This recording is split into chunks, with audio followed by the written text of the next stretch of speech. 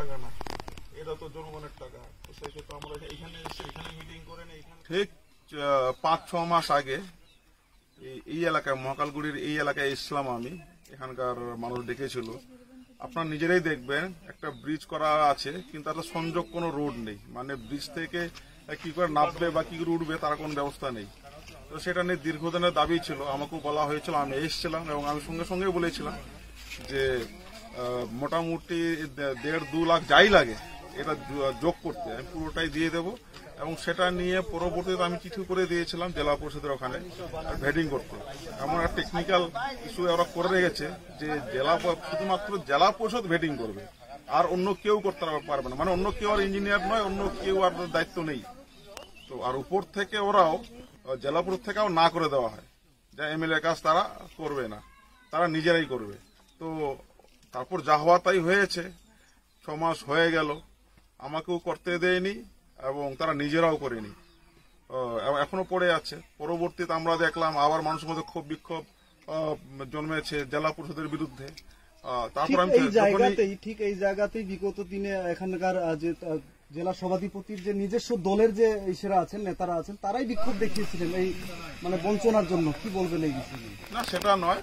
ব্যাপারটা হচ্ছে জনগণের টাকা জনগণের কাজে ব্যবহার করা উচিত। আজকে জেলা পরিষদ করুক, এমএলএ করুক, সেটা জনগণের টাকা।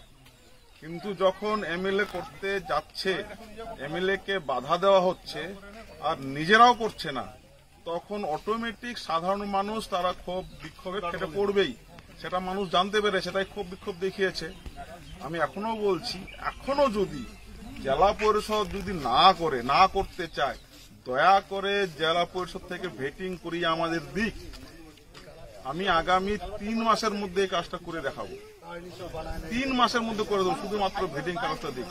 আমি আরেকটা কথা বলে দিয়ে যাচ্ছি, বর্তমানে এই 1 বছর থেকে নতুন যখন এদের তৃণমূলের জেলা সভাপতি হয়েছেন প্রকাশ বাবু, তারপর থেকে একটা জিনিস দেখছি যে আমাদের এমপি এমএলএ কোনো ভেটিং এর তিনি করা দিচ্ছেন না। মানে এমএলএ এমপি ভেটিং করালেই তারা কাজ করবে, কাজ করলেই সেটা জনগণের উপকারে লাগবে, সেটাকে বন্ধ করার চেষ্টা করছেন না।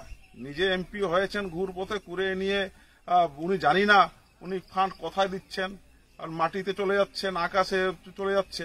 আর যখন এমএলএ এমপিরা বুথে বুথে গিয়ে, মন্ডলে গিয়ে, জায়গায় জায়গায় গিয়ে ফান্ডটা ইউটিলাইজ করছে, তখন সেটাকেও বন্ধ করার চেষ্টা করছেন। আমি উদাহরণ দিয়ে যাচ্ছি, এই মহাকালগুড়ি জিপিতে চাপানি স্কুলের মাস্টার মশাইরা বলেছিল একটা মুক্ত মঞ্চ করার জন্য, তারা এখন অব্দি মাস্টার মশাইরা ভেটিং করাতে পারেনি, প্রায় কয়েক মাস হয়ে গেল। ভাটিবাড়িতে চলে যান, সেখানে নাট্য মন্দির টাইপের একটা যাত্রী শেড হবে, সেখানকার মানুষ তারা গিয়েছিল, 3-4 মাস হয়ে গেল, এখনো তারা ভেটিং করে দেয়নি জেলা পরিষদ। কামাখ্যাগুড়ি হাই স্কুলের কাজ 2 বছর ধরে আমি ব্যবস্থা করে দিয়েছিলাম, প্রায় 20 লক্ষ টাকার কাজ ঢুকে আছে, এখনো কাজ করছে না। কামাখ্যাগুড়ি গার্লস স্কুলের কাজ ম্যাডামরা বলেছিল একটা স্কুল করে দেওয়ার, স্কুল বলছে একটা রুম করে দেওয়ার জন্য, স্মার্ট ক্লাস, সেটা নিয়ে এখন অব্দি ভেটিং এর কোনো ব্যবস্থা করা হয়নি। বারোসায় ওখানে 5-6 জন তার ঘর পুড়ে গিয়েছিল, দোকান নষ্ট হয়ে গিয়েছিল, আগুন জ্বলে গিয়েছিল, সেখানে বলেছিলাম 15 লাখ টাকার মধ্যে দেবো, শুধু ভেটিং এর কাজটা দিয়ে দিন, ভিডিও করতে চাইনি। আমি একটা কথা বলে দিচ্ছি, এমএলএ বা এমপির টাকা এটা তৃণমূলের বাবার টাকা নয়, এটা জনগণের টাকা, জনগণের কাজে ব্যবহার করতে হবে। তারা বলছে জেলা পরিষদ থেকে ভেটিং করাতে হবে, জেলা পরিষদ বাদ দিয়ে আর কথা ভেটিং করানো যাবে না। আর জেলা পরিষদে তারা বলে দিয়েছে এমএলএ এমপির কাজ ভেটিং আপনারা করবেন না।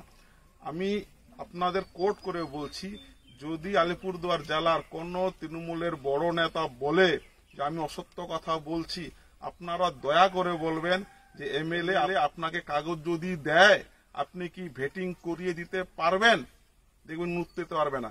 আর যদি কোনো নেতৃত্ব বলে যে হ্যাঁ মনোজর অসত্য কথা বলছে, তাহলে দয়া করে তিনি যেন ভেটিং এর ব্যবস্থা করে দেন। আমি কাজ কি করে করব সেটা আমি বুঝে নেব, কিন্তু ভেটিংটা আপনি করাবেন। মানে গোল গোল উত্তর দিয়ে, গোল গোল বুঝিয়ে মানুষকে বিভ্রান্ত করার চেষ্টা করবেন। যাই হোক, আমাদের এখন দেখছি যদি তারা করে তাহলে করবে, যদি না হয় দয়া করে ভেটিংটা আমাদের করে দিক, আমরা যেখান থেকে হোক, ভিডিও থেকে হোক বা এজিপি থেকে আমার